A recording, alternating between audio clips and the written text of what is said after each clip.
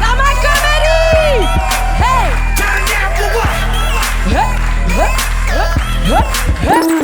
Ça va? Ça va, Tarmac? Alors cette semaine, pour vous, on a une pépite de l'humour. Elle est franco-tunisienne. C'est la seule rebeu qui rêve d'être black. Ils sont 40 dans sa tête, c'est une folle. Un tonnerre d'applaudissements pour mademoiselle Samia Osman.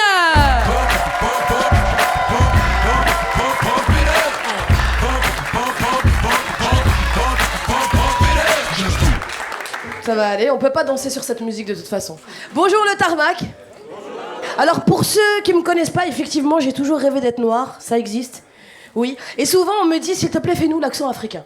Sauf que l'accent africain, ça veut rien dire, les gars. L'Afrique, c'est pas un pays, c'est un continent. Et il faut savoir qu'au Maghreb et en Afrique subsaharienne, les accents sont différents en fonction des pays.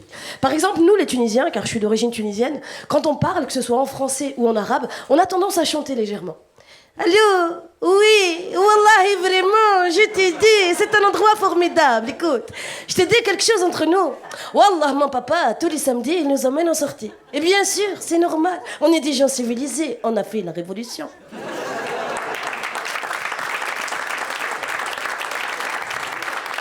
Ensuite, il y a les Algériens. Alors les Algériens, quand ils parlent, peut-être à cause de leur histoire, ont un côté légèrement plus virulent. Ah, la balle! Il y a beaucoup de Tunisiens, ils viennent chez nous, en Algérie, car en Algérie, il y a tout. Ensuite, il y a les Marocains, que vous connaissez un peu plus ici. Les Marocains, chaque fois qu'ils te parlent, on dirait qu'ils vont te frapper. Tallah frasak, qui veut dire littéralement, prends soin de ta tête. Moi, le premier Marocain qui m'a dit Tallah frasak, j'ai dit toi-même, laisse-moi tranquille, arrête. Ensuite, pour passer à l'Afrique subsaharienne, il y a les Maliens. Les Maliens, quand ils parlent, ils sont très souriants, ils ont le visage illuminé, ils ont un côté très généreux, ça donne. Bonjour, monsieur. Sawa, alhamdoulilah. Ton papa, sawa, alhamdoulilah. Ton maman, sawa, alhamdoulilah. Ton deuxième maman, sawa, alhamdoulilah. Amoro, le mon madjan. Ensuite, il y a la Côte d'Ivoire. Alors, les Ivoiriennes, elles ont du caractère, du tempérament. Quand elles parlent, elles sont très exubérantes. La dernière fois, il y en a une qui traversait rapidement la rue à Paris.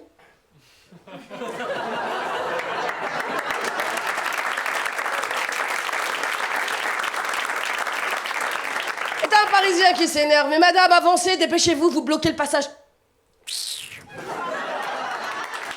Je n'avance pas, y'a quoi? Je n'avance pas, tu vas faire quoi? Je dis non mais écoute, t'es pas contente, t'as qu'à rentrer dans ton pays, ok? On va rentrer chez nous quand vous allez nous rendre ce que vous nous avez volé.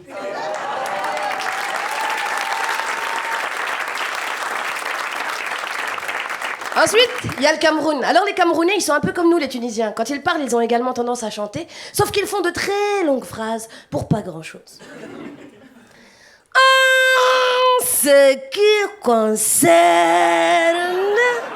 les conflits qui se sont précédemment produits à l'intérieur même de ce café. Tu dis mon frère, tout ça pour dire ça?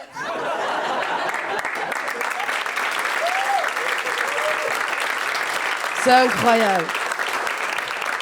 C'est vraiment incroyable.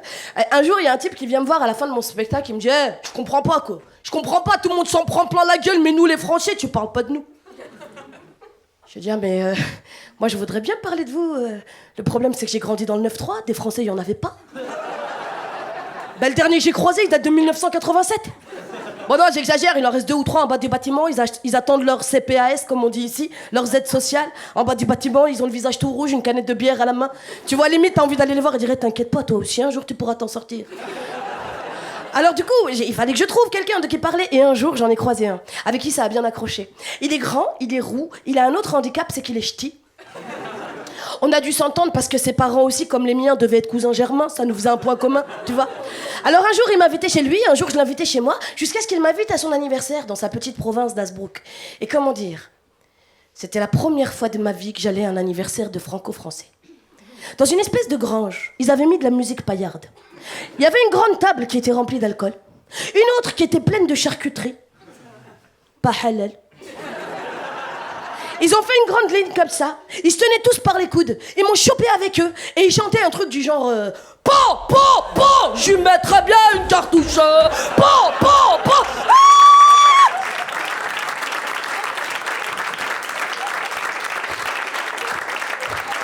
Jure que là, dans ta tête, tu t'amuses. Ils ont fait une grande ligne comme ça, ils se tenaient tous par les coudes, ils m'ont chopé avec eux, ils avançaient, ils reculaient, ils avançaient, ils reculaient, ils avançaient, ils reculaient, ils étaient tous bourrés, c'est moi qui ai vomi.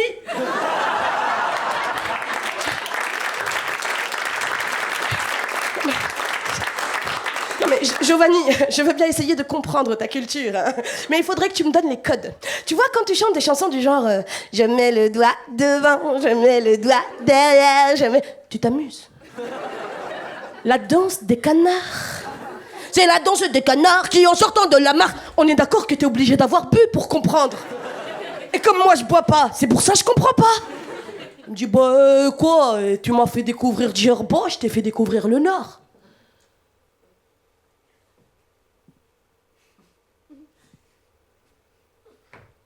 Mais ça vaut pas. Mais ça vaut pas, mec, je t'ai emmené sur les plus belles plages de la Tunisie, de l'eau bleue turquoise, du sable fin, mais ça vaut pas. Et là, il y a sa femme qui se retourne et me fait ça. C'est pour toute la harissa que tu nous as forcé à bouffer.